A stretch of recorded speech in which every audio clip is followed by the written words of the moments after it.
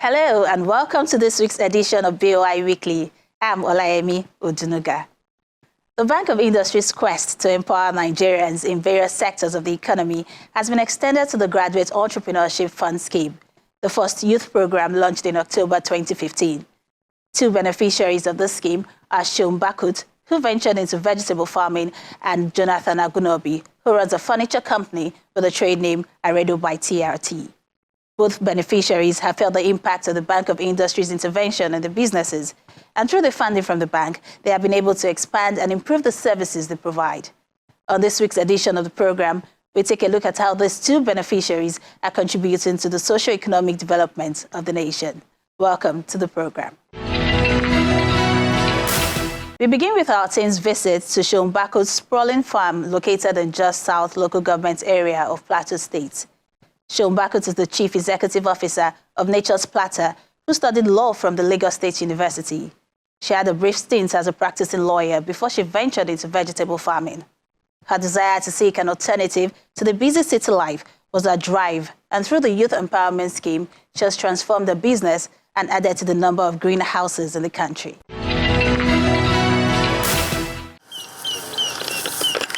Located on a 2,000 square meter land for farming and production of staple and exotic vegetables in Jos, the Plateau State capital, Nature's Plateau Limited for the past 8 years has been in the business of farming various vegetables such as plum and cherry tomatoes, sweet pepper, iceberg lettuce, seedless cucumber, as well as mixed leaf lettuce, among others.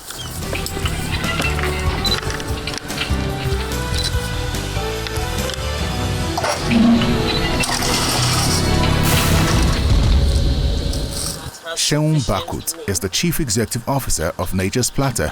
She is a law graduate from the Lagos State University and had a brief stint as a practicing lawyer until she ventured into vegetable farming as a recipe for a self-fulfilling ambition in seeking alternative to the busy city life and a happy family life. I'm the CEO of Nature's Plateau. I'm married with 3 beautiful girls. And I started my sojourn into agriculture 8 years ago. I'm a lawyer, a trained lawyer by education, and I put paid to the legal profession due to various reasons. Starting off with, I needed an alternative to the busy, hectic city life. I needed more time for family. I needed more time for my children. I'm a native of Kwara State, is here in Irekwodun local government area. I'm married to a man from Kaduna State in Kauru local government, and we live in Plateau State in Jos. We received, Nature's Plateau received from BOI 3.8 million. At that time, we needed to expand our greenhouse, so that our greenhouse growing space, so that we can produce a lot more and also have more crops in season. And it was, the tenure was 4.5 years, about 54 months, and with a 6-month moratorium, which was just perfect for an agri company. You don't start harvesting immediately you plant. So it was just apt and timely for us. Like I said earlier, I needed an alternative to the hectic, busy city lifestyle.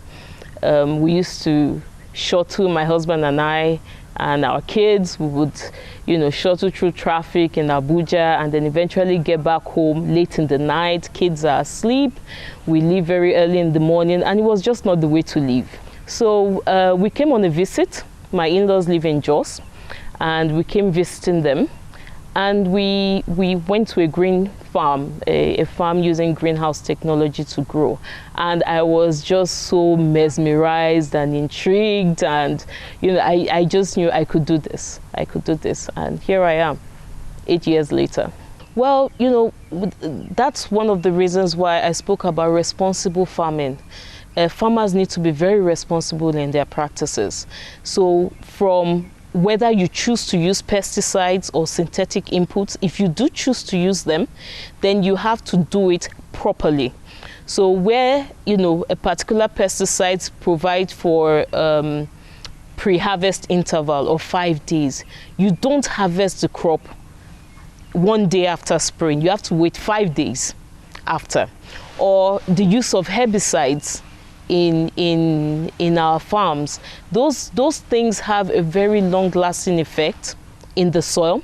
They don't degrade as fast, and those pesticide residue find their way into our crops. Some farmers also use pesticide to store their crops, and they sell them before the expiration of the pesticide in the crop. This is harming people. It's harming the environment. The pesticides are leaching into our water, and we drink the same water. So it's on those issues that Nigerian crops or Nigerian produce have challenges on the international market. Another thing is our standards are not, we don't have clear out standards, or they are not available for people or the farmers to know. So let us know what the minimal or the minimum residue limit for certain chemicals are.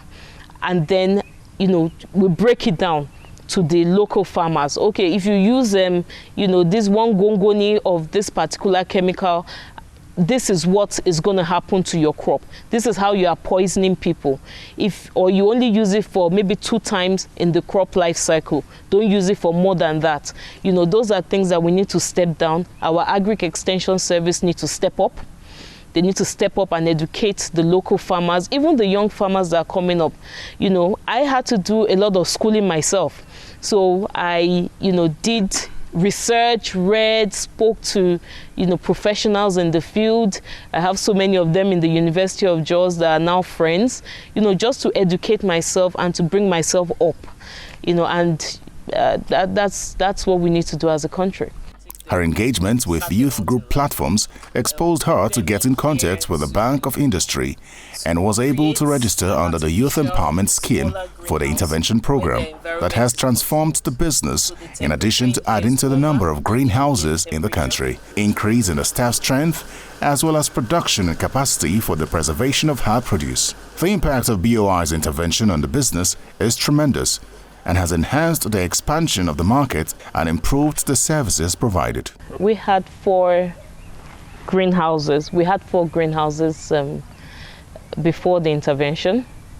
And with the BOI intervention, we've been able to secure 1 more. We've also been able to secure a solar system that helps us with either our cooling of our vegetables in storage, or our pumping machine, running our pumping machine, which helps us to also have a very sustainable business and, using alternative power. Also, before the intervention, I had only 4 staff. Post-intervention, we've been able to upgrade to 6, and we have about 2 others that come in as casual workers from time to time. Our production has increased. We have more crops to market. We've been able to increase by roughly 20%, which is good for a farm.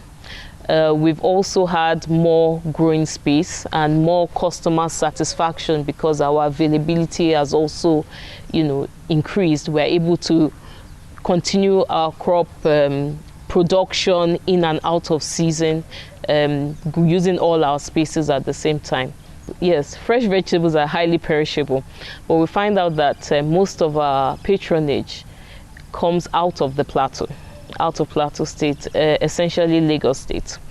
So we have to take advantage of using the airport to transport our goods. Most times, 75% of our produce goes to Lagos. The rest we sell to individuals and middlemen on the Plateau. Possibly we might export, but at the moment we want to be the #1 name, the #1 farm to be reckoned with in terms of quality, in terms of responsibility, in terms of how things should be done. That's our vision here. Okay, so with BOI, I would say have a business plan, a good and bankable business plan. Keep your records. I would advise that you have a track record. So that means you've already been in business. Make sure your records are kept because that shows that you're doing something. have your business plan, and let it be something that you believe in, and then walk into a BOI office. After my year's training, I walked into I submitted my business plan. They asked for documents. So many people gave up along the wayside and said, I don't know somebody, I don't know. You don't have to know anybody. I didn't know anybody. And I persisted, and I got it. So any entrepreneur, you persist, do the right things, follow the right processes, keep your financial records, keep your sales records, keep your business records, and walk into BOI. And they're always glad to help. I've received tremendous support. The staff, they now have an office in Jos. Then it was from Bauchi. But, they come monitoring, they come visiting, they ask how I'm doing as a business. Last year, when we had COVID, and the business was grounded to a halt, everything was at a halt. BOI, they were like, okay, we'll give you time off, your repayment, how are you doing, are you producing? They have been very supportive, and it's it encourages my business, it helps me to move on, and the same thing can happen to other entrepreneurs. Okay. That's a very, it's a possibility. At the moment, one of my customers actually takes my product out. And so we're already... Outside the status of the country, or outside where? In the airspace. So in the airspace, yes, they cater and they promote it in the air. So it's taken out of the country. As a business owner, I do see that as in the foreseeable future, me, taking our indigenous, now it will be taking indigenous and staple crops that we have the advantage here in Nigeria and in Jos to grow, and then selling it out to the world. So that would be a next step in the future. My skill as a lawyer has helped me in negotiating with some of my customers. I have customers that I've had to sign off-taker agreements with. I have customers, and because I'm a lawyer by training, I can go into the fine lines and say, okay, I don't want this, you need to put this here, this has to cover my back. So that has helped me. On the practical side, when I was in secondary school, I didn't know what I was doing, but I used to take care of the piggery in school, and I volunteered to do that, and I took care of the pigs in my school. And I was also the labor prefect and, into agric. So I think all of that just molded me and fashioned me, even though I didn't know where I was going, but it was all part of the process. And yes, my husband is so supportive. He's my chief marketing officer, that's what I call it. So he's ready to hype my business anywhere. He has brokered many deals for me as my supporter, and then I'm the business owner. My children too, they love growing. In fact, in schools, they are called the agric resource person in their classrooms, because they keep telling, no, you do like this, you do this, you do this, you transplant, you're using agricultural terms and all. So they love being on the farm. We all love being on the farm. And we don't really miss the city life. Cultivating Nigerian farm produce that meets international standard is the ambition of Nature's Plateau. In spite of the numerous challenges confronting the exportation of farm produce from the country, with the support of her family and background as a lawyer, the business has been enjoying growth as well as meeting the yearnings of Nigerians. Welcome back. Our next report features a fast-rising furniture designer based in the nation's capital, Jonathan Agunobi. Jonathan is a furniture specialist who specializes in designing woodworks for homes and offices. His entrepreneurial journey started in 2008, and through the funding from the Bank of Industry, he has been able to acquire some of the best equipment needed in the industry to deliver quality products for his clients.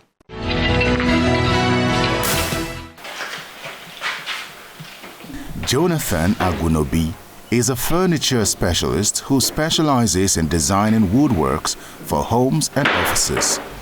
It all began as a dream to start a furniture business, which will be among the best 5 in the country. And by 2008, he started the journey to make that dream a reality.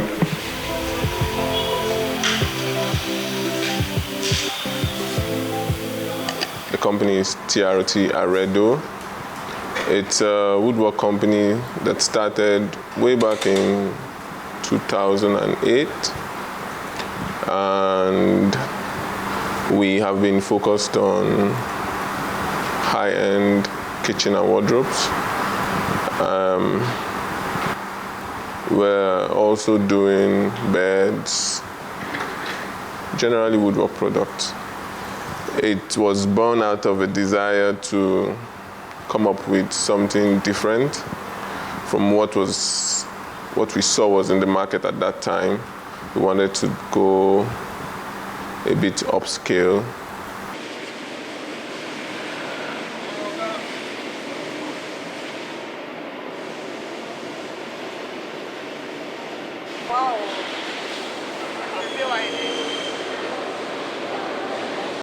Jonathan's desire to expand the business led him to approach the Bank of Industry for a credit facility, a decision he describes as his best business resolution.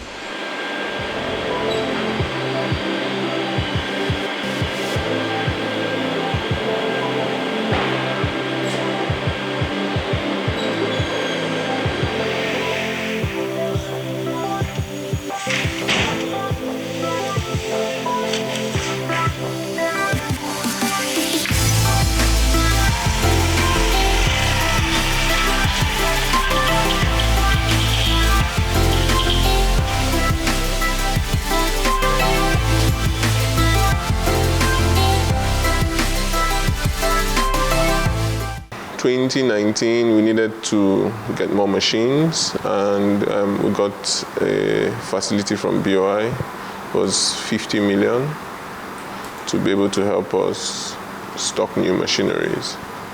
In 2020, we realized we needed to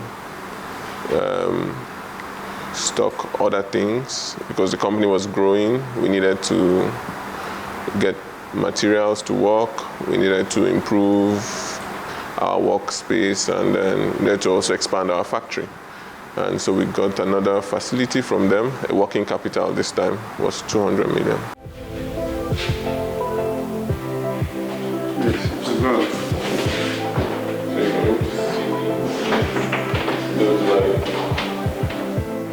He takes us rounds to show his finished works.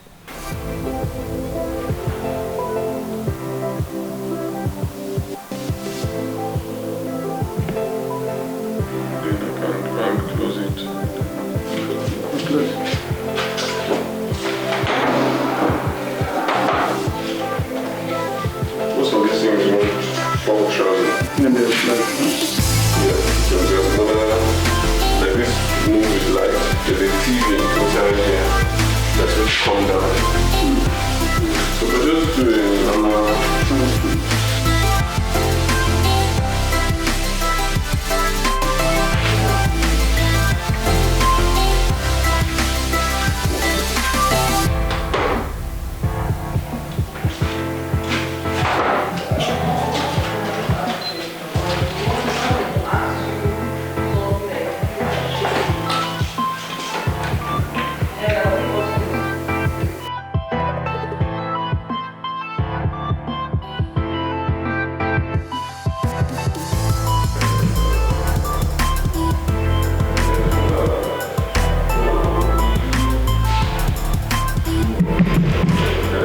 Funding from the bank helped Jonathan to acquire some of the best equipment needed in the industry to deliver quality products for his clients, who are drawn from different parts of the country.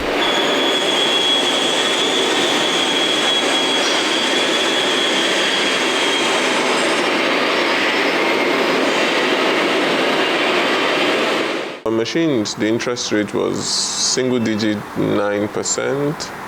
And we had a long repayment period of 5 years.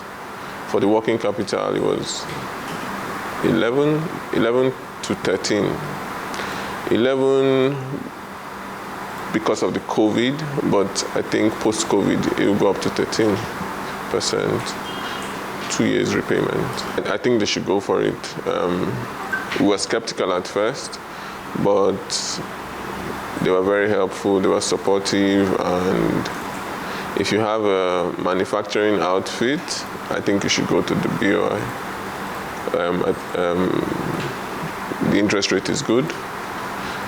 The repayment time is also good. We actually just got back from Ghana, and the reason we went to Ghana was because we're actually considering export now. We've gotten a lot of requests from some African countries, and so we went to do to survey the market there to see if it's a viable investment for us. So yes, soon. Okay, so the company has two main offices. We have one in Lagos and one in Abuja.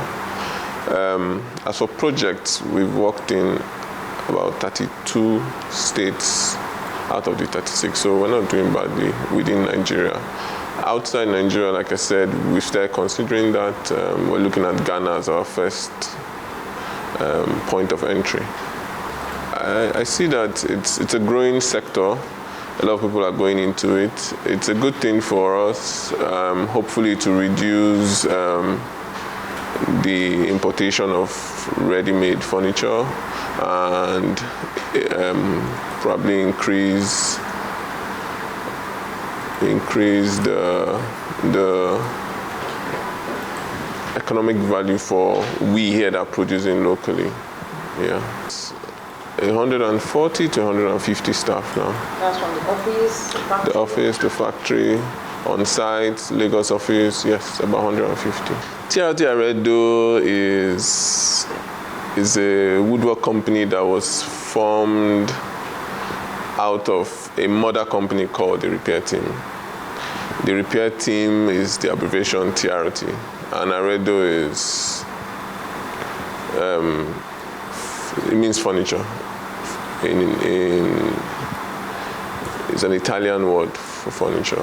And we wanted to do, at that point, it was well known across the world that the Italians were the best in furniture production. We wanted to meet that point. So we had some technical partners that we were working with to help us grow our brand to where we've gotten to now. I can say for certain that in the country, we're among the top 5 furniture companies. We're one of the go-to brands for people looking for contemporary kitchens, contemporary closets. Of recent, we've started working with major real estate companies, and as you would see soon, we'll take you to one of our sites so you see what our products look like. Sure, we are. If we are going to put the plans we have in place into motion, we'll definitely need some support from the bank. For him, the sector has high prospects, and he still aims to be among the best. And like Oliver Twist, even more credit facility from the bank would do, as he urges other entrepreneurs to take advantage of the facility from the bank. So this used to be our factory. Just before we started, we got the facility from BOI. Our machines came in here. We've expanded. We've gone to a bigger factory now, and this is now our warehouse. As you can see, we're bringing in products. Most of our products coming from Europe. To be able to meet with the quality we're trying to achieve. So now, this is the warehouse, and soon we'll take you to the factory. So this was where we were before we got the facility from BOI. The BOI facility helped us get more machines, and that helped us increase our capacity. We were also able to get the working capital, which helped us bring in more products, and we're using this as our warehouse now. Soon we'll take you to where we have moved to as our new factory.